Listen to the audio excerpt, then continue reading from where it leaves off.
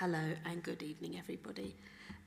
Before the meeting starts, I just wanted to thank everyone for being so flexible and joining this meeting. I appreciate it is additional to our usual calendar, so thank you for coming. Before the meeting starts, I have a few announcements to make. In case of a fire, a bell will ring continuously. If this occurs, please leave the building immediately, following the green fire exit signs out to the assembly point, which is by the War Memorial on Duke Street. If anyone requires assistance, please do let me know. Lifts should not be used. Please remain at the assembly point and do not attempt to return into the building until you have been advised that it is safe to do so. Regarding our facilities, the toilets are situated on the landing at the top of the main staircase and on the ground floor in the customer service centre. Anyone attending this meeting is entitled to film it, but I should point out that only the councillors, officers and anyone sitting around these tables may be filmed. Members of the public should not be filmed, so please ensure that cameras are pointed only in this direction, and this meeting is also being broadcast via YouTube and recorded. When speaking, may I remind the board to ensure that you turn on your microphone and to speak closely into it. A red light will appear on the middle button to indicate that your microphone is switched on. When finished speaking, please remember to turn your microphone off again. Freddie, do we have any absences or substitutions? Thank you, Chair. Well, we've received two apologies from Councillor Jeeps and Councillor Massey. Thank you. Thank you. And can I ask the members of the board, are there any interests that should be declared at this point? And you will have received minutes of the meeting from the 26th of June. Can I ask the members of the board to agree the minutes of the last meeting? We haven't received any public questions for this meeting, so we can move on to the first and only item on the agenda, which is the Council Statement of Community Involvement, and that's being introduced by Jenny.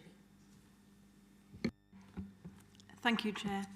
The report in front of you is seeking approval to consult on the Council's updated Statement of Community Involvement, which looks very much like this one I have here.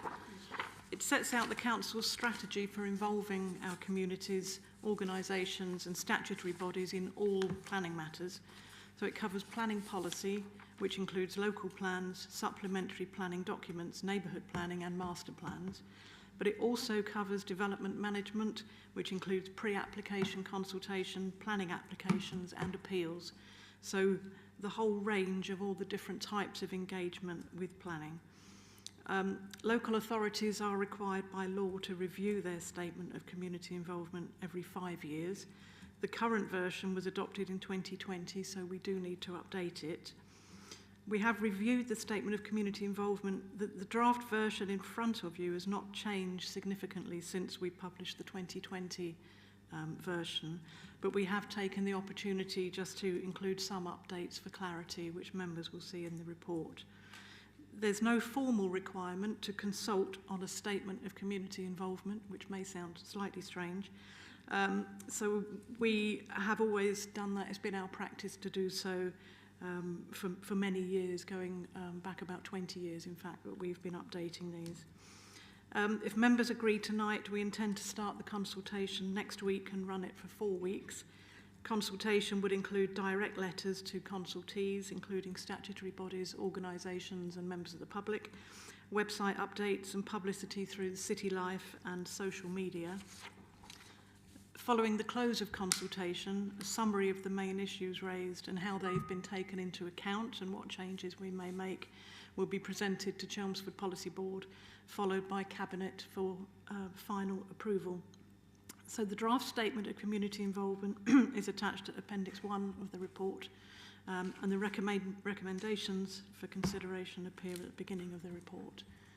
Thank you, Chair. That's a very short description of what it's about, but it's a fairly brief document in itself. Thank you. Thank you very much, Jenny. I think it's also probably fair to say there's not been a lot of changes since the last version, and it's quite a self-explanatory document. Can I ask if anybody has anything that they would like to comment or feedback or questions? Oh, Councillor Thorpe, perhaps I did think we might finish this meeting in 5 minutes and be out. But that's fine, you can ask a question. Thank you. Yeah, apologies.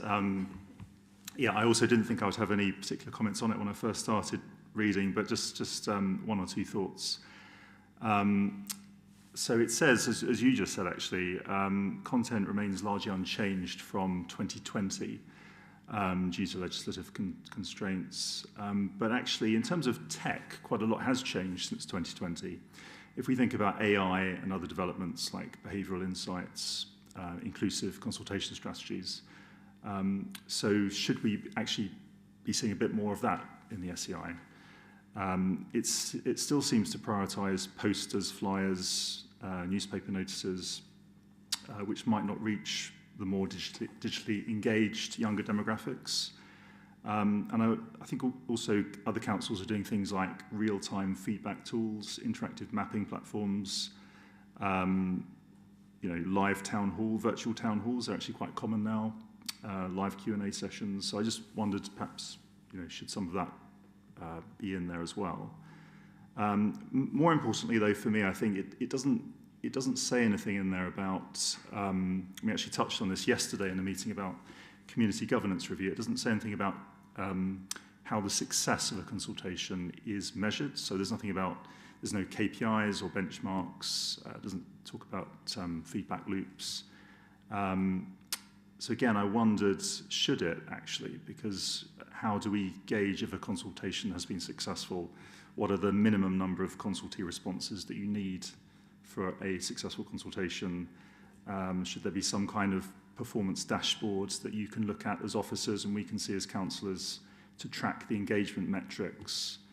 I thought things like that would actually add a lot to it, to be honest. So I appreciate any comments on that. Thank you. Jeremy, if you'd like to respond. I can start that. Thank you, Councillor Thorpe, perhaps. So I think we just need to remember that this document is a protocol document. It sets out how we meet the statutory requirements that are set out in regulations and in legislation. We can go beyond that, and we do. And I do take the point in terms of the digital advances that are coming to the fore much more, and they will continue to develop. I think what we also need to remember is that we do, alongside each one of our consultations, have a consultation strategy that deals with the real nitty-gritty about, what social media posts we're going to do, when we're going to do them. We work with our comms team on each one of our consultations to really get down into the nitty-gritty. This is the kind of high-level protocol to demonstrate that we're meeting our statutory requirements, to ensure that any proposals or development documents or SPDs or any of the planning functions can demonstrate that they've met those statutory requirements.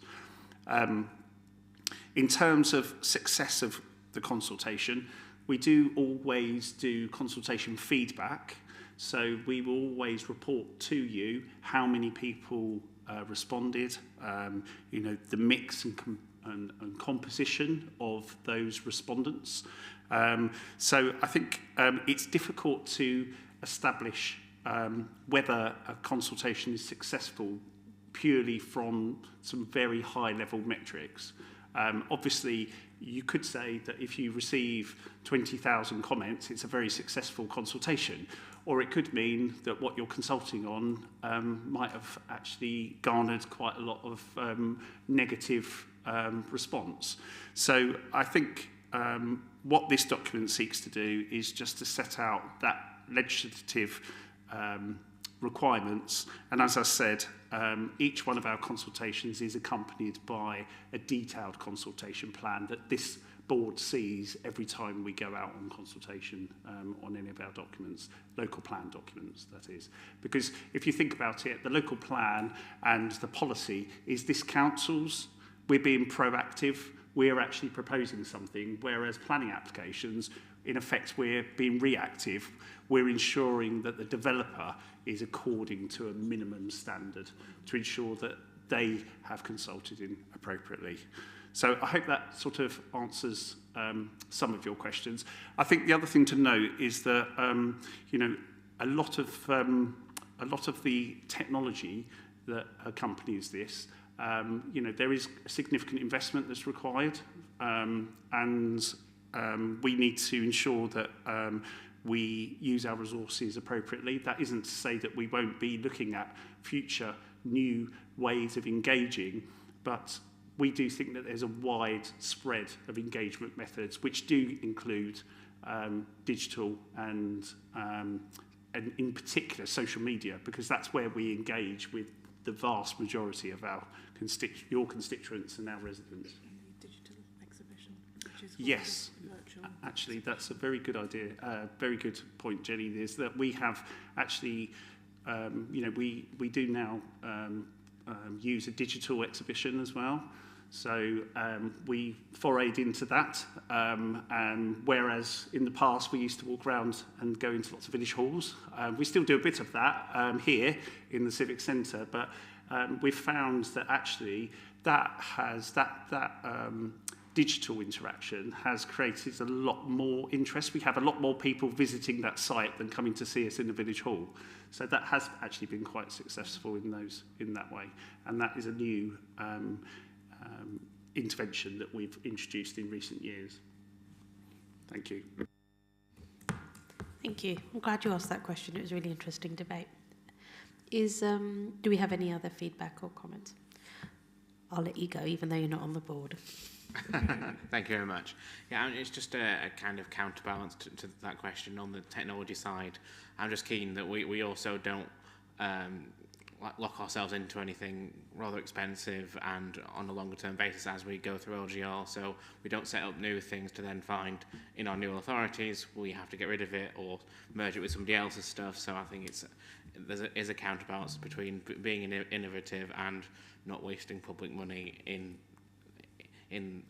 the terms that we're going to not exist in a few years.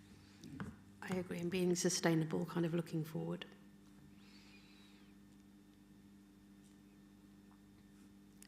I think we might be, Councillor Soshin, is that a question or ready to move the motion?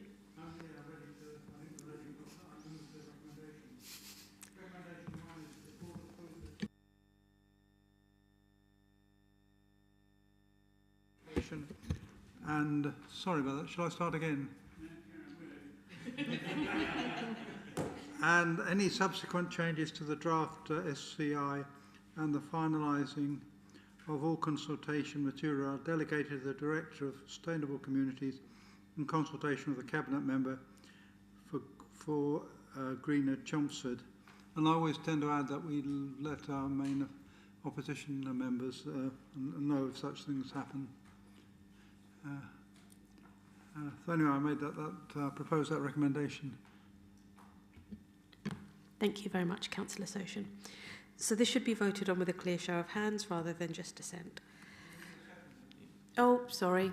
Forgive me, it's my enthusiasm. Could I please have a seconder?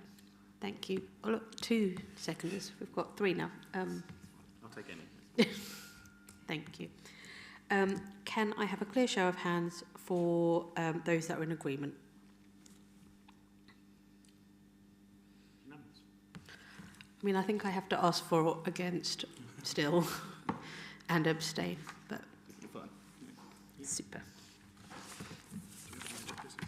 No, there's no urgent business, there's no other items.